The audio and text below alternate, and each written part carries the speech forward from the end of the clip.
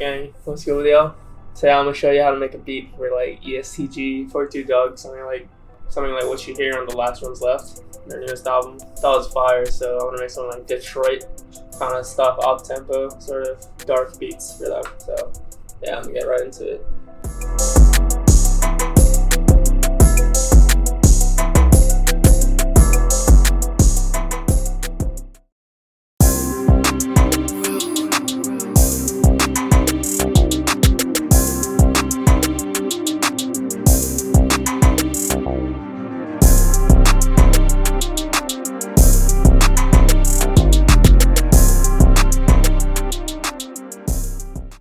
Alright man, so I got the loop right here. I'm gonna just play a little bit of it so you can get the idea right here.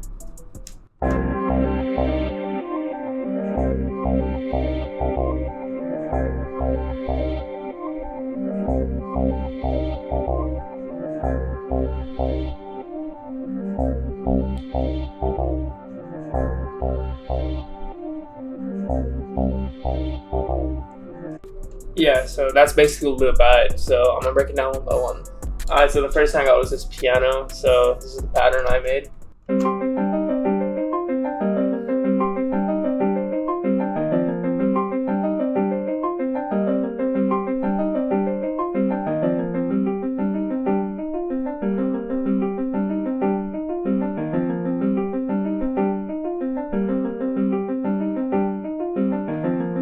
Yeah, as you can see, this piano melody is kind of layered. So what I did was break it down like step by step. So first we got this bass layer, and then I worked my way up. So what we have right here is like a basic Detroit sort of rhythm right here, and then I got on the G right now. So it plays essentially just this.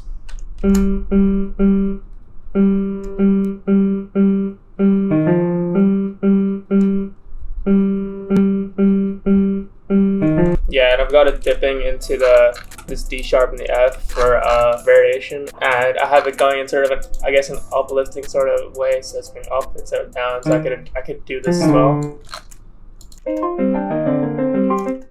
but I don't know. I was just fucking with the D sharp and the F here, so that's what I did. Then I got this middle layer right here, so if I just play that on its own, it just sounds like this.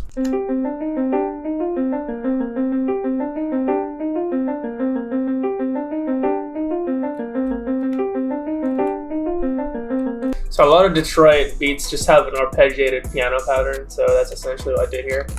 Yeah, I just have it sort of going in a wave sort of pattern, and if you have a bass note that you keep going back to, it's going to create a sense of rhythm. I've said this a bunch of times, but having that one note that you keep coming back to in the middle is always helpful. So for me, that note right here is the C. As you can see, the C hits pretty regularly here, so yeah, just to keep that sense of rhythm, just have like that one note, then go up or down or whatever way you want to go. Alright, then finally I got this upper layer right here. If I play that on its own, that's what it sounds like.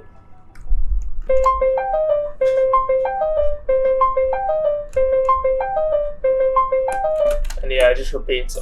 Yeah, it's super simple. It's basically just there to sort of accent this part, and as you can see, I took it out for the second half of the piano, so it's a little more spaced out than the bottom melody, just because I wanted to accent these sort of notes instead of just like overtaking the whole melody. Then we get to the effects, which totally change up the whole melody. So right here, I turn it back on. We got the usual reverb, so standard stuff. And I got backmask. So if you guys don't know what backmask is, it'll essentially sort of reverse your melody, but not the whole waveform. It'll reverse every note individually, so it just sounds really trippy and cool. So what I do is I play it like this, and then I just essentially export it, because it only starts reversing at this point right here. Otherwise you'll just have like one dead bar right here. So what I end up with then is this right here.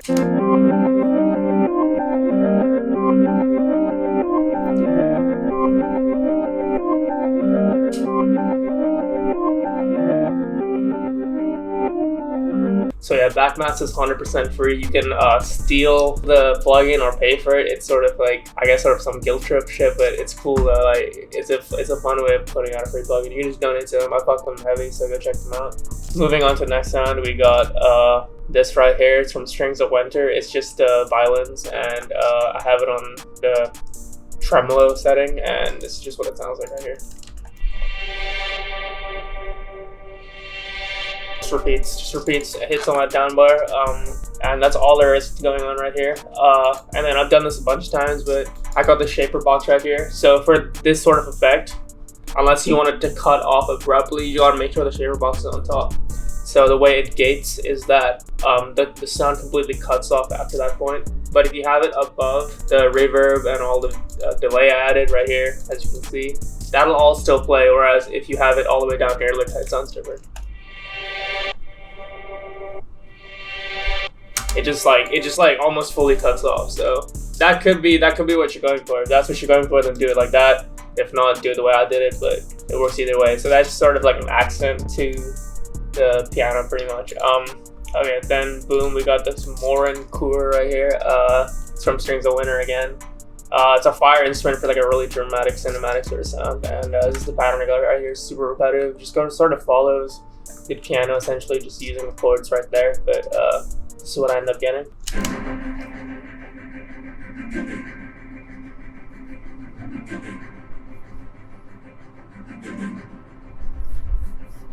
And yeah, just hits like that. It's kind of ambient in the melody. You can kind of hear it in the low end, but it just creates sort of tension. And as you can see, I have it swelling up and down in this sort of fashion, and with the velocities, and that helps a lot make it sound more realistic, I guess. So then I have standard sort of Detroit, the tubular bell. I'm gonna use this in a bunch of tutorials too. Just go to Purity, go to GM Normal, tubular bells. That's what Yeat uses. That's what all these Detroit motherfuckers use. That's what like they use in Memphis too. So tubular bell right here. Just plays a C. It's just in C minor, and I just had the reverb turned up for this one. So these are settings right here. Then we have the Detroit bass. Just a staple in these Detroit beats. I think it's like the most fun sort of element in these Detroit beats. So just playing this super simple melody right here, just sort of follows the bass notes again. This is what it sounds like.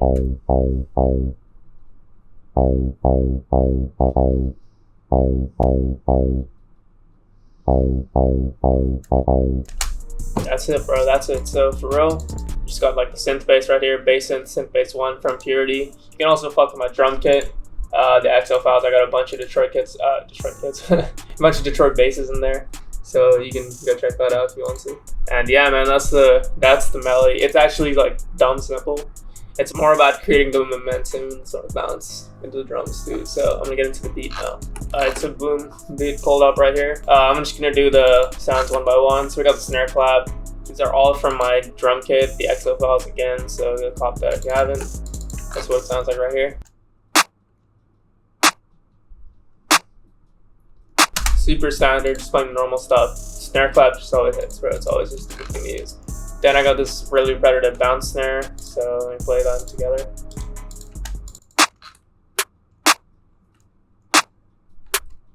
Just doing that simple. And then I added the 808, just like a turned up spins. Here's what that sounds like.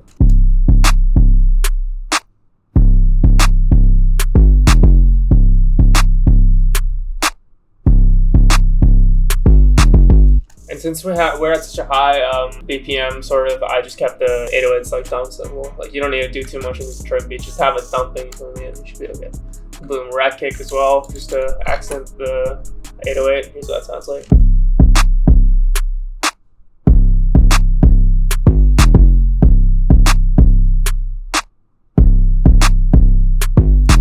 Then we got the hi-hats right here.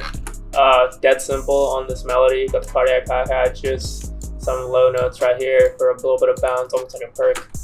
And just right at the end here, I got this little roll just for more turn shit. But yeah, it's just a third step roll essentially. So here's what that sounds like.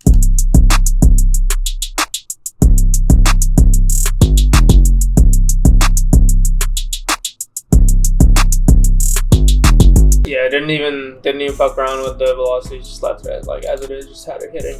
Then we got this open hat, just like a crunchy ass open hat, so here's how it sounds like.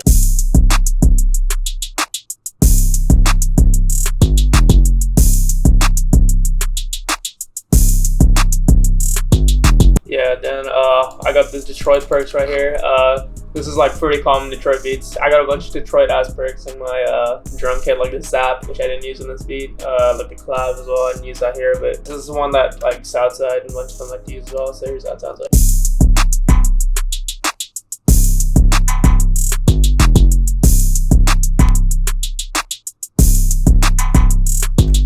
Yeah, then got a still additional snare right here, and I did a little more with this, added some rolls and stuff since the hi-hats are so simple, but here's what it sounds like.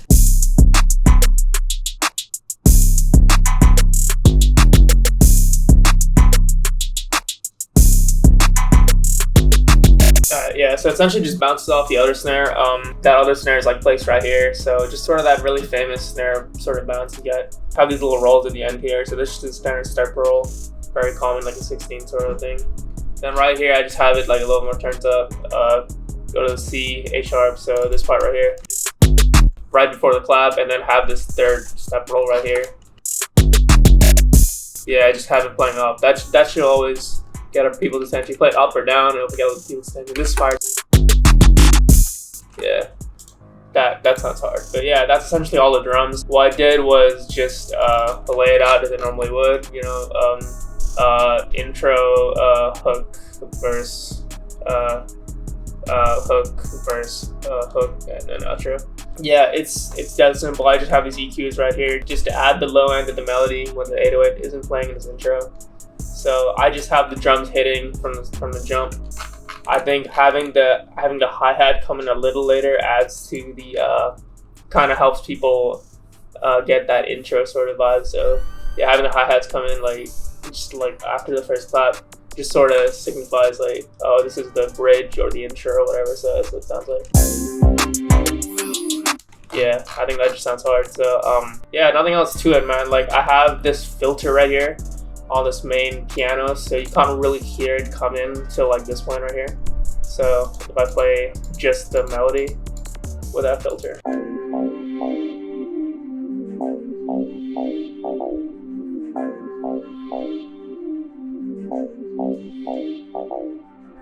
Yeah, so it sort of just swells in and it sounds hard during the hook. And it just sounds more obvious. I have the more high version right here. I just keep alternating between them. Just remember to do that just for variation. But yeah, this is a simple ass beat. Oh, one other thing I did that's just a cool little trick for if you use a tubular bell. For a riser, just reverse it. So you can just take this, make unique, and then hit reverse right here, and you'll have the reverse version.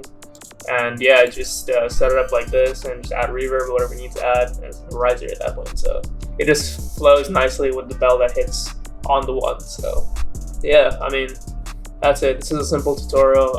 The new G and Doug album's hard, so I just want to make something of that. Putting out a bunch of G kits soon, so it's gonna be in Shiner 2, which is out next Wednesday. So stay tapped in for that. Shiner 3 week after that. Shiner 4 week after that. You know how it operates, bro. You know how it works. So yeah, man, that's gonna be coming.